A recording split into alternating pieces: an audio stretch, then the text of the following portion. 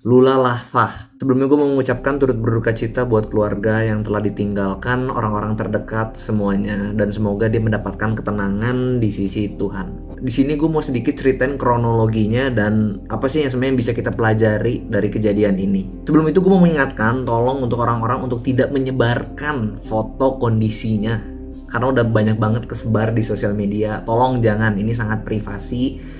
Keluarganya lagi berduka, kebayang nggak foto anaknya kondisinya lagi seperti itu kesebar. Jadi tolong jangan disebar. Jadi sebenarnya Lula ini tuh siapa? Mungkin untuk generasi lama kayak gue tuh tahu Lula ini siapa, tapi untuk generasi baru ada banyak juga yang nggak tahu. Ada juga yang kenal dia karena dia pacar dari Reza Arab, tapi ada juga yang udah tahu dia dari lama. Beda-beda orang. Lula ini tuh adalah selebgram, influencer yang dikenal karena lifestyle, fashion, dan juga pesonanya. Sering juga muncul di circle industri kreatif, industri musik. Ya, Lula ini tuh lahir tahun 1999. Berarti saat ini sampai tahun ini umur dia tuh 26 tahun. Nah, dia ini tuh tipe selebgram yang sebenarnya jarang drama. Lu tuh jarang denger pasti. Dia itu banyak drama, dan dia tuh sebenarnya tipe karirnya tuh bukan yang naik meledak terus hilang, enggak, dia naik pelan-pelan, bro. Termasuk yang adem ayem lah. Karirnya mulai naik tuh di 2015-2016. Mulai berkarir, nyobain di dunia musik, bikin lagu sama orang-orang, dan sempet juga masuk akhirnya ke TV, main sinetron.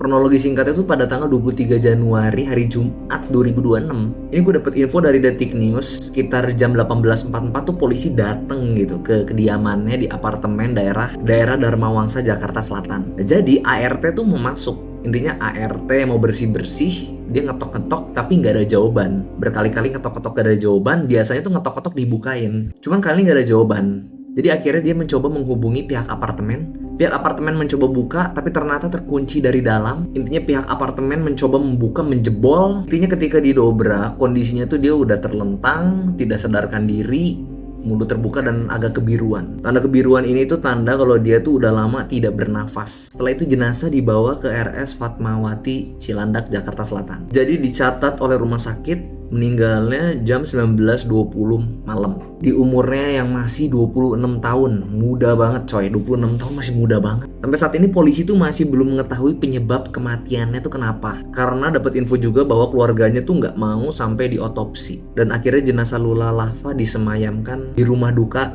RSUP Fatmawati sebelum kemudian dibawa untuk ke pemakaman. Dan pada Sabtu 24 Januari jenazahnya akhirnya dimakamkan, dikubur di Taman Pemakaman Umum Merawa Terate di Cakung, Jakarta Timur. Di situ kalian bisa lihat sendiri videonya didatangi oleh Reza Arab, keluarganya, sahabat-sahabatnya, selebgram, dan teman-teman yang lainnya juga. Sebenarnya sebelum kejadian ini tuh dia mengalami keluhan kesehatan seperti infeksi saluran kemih, radang usus, batu ginjal, dan juga GERD. Nah, penyakit anak muda Gen Z, nah, umur 20-30 tuh banyak banget yang kena GERD. Langsung beritanya heboh, muncul dan simpang siur. Polisi pun masih belum tahu meninggalnya kenapa, tapi orang udah banyak yang berspekulasi.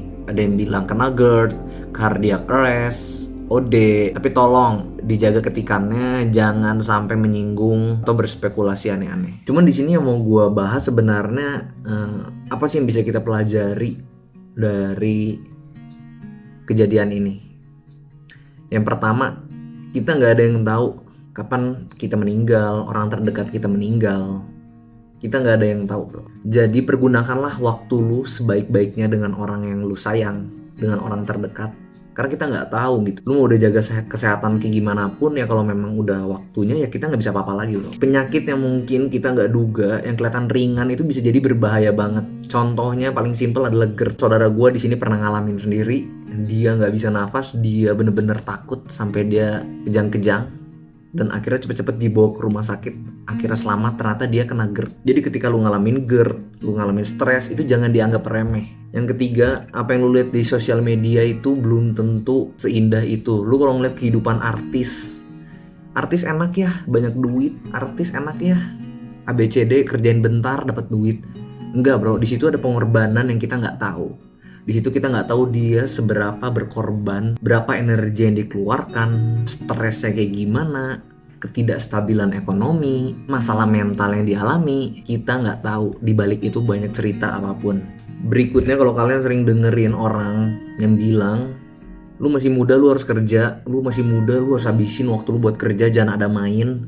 Istirahat nggak penting, nanti dulu, lebih penting duit dibanding kesehatan. Menurut gue itu salah. Karena kesehatan adalah investasi jangka panjang. Karena menurut gue hidup itu harus balance. Antara main, kesehatan, dan bekerja, menurut gue harus sangat balance dalam hidup manusia. Kita ini cuma manusia bro, kita bukan Tuhan. Kita punya kapasitas. Ya gue berharap keluarganya ada yang jagain, teman-temannya saling jaga, saling cover, untuk saling menguatkan. Untuk Reza Arab juga ya. Menurut gue teman-teman Reza Arab harus ngejagain banget Reza Arab. Karena Reza Arab pernah mengakui dia hampir mengakhiri. Dia nyelamatin gue pas gue attempt.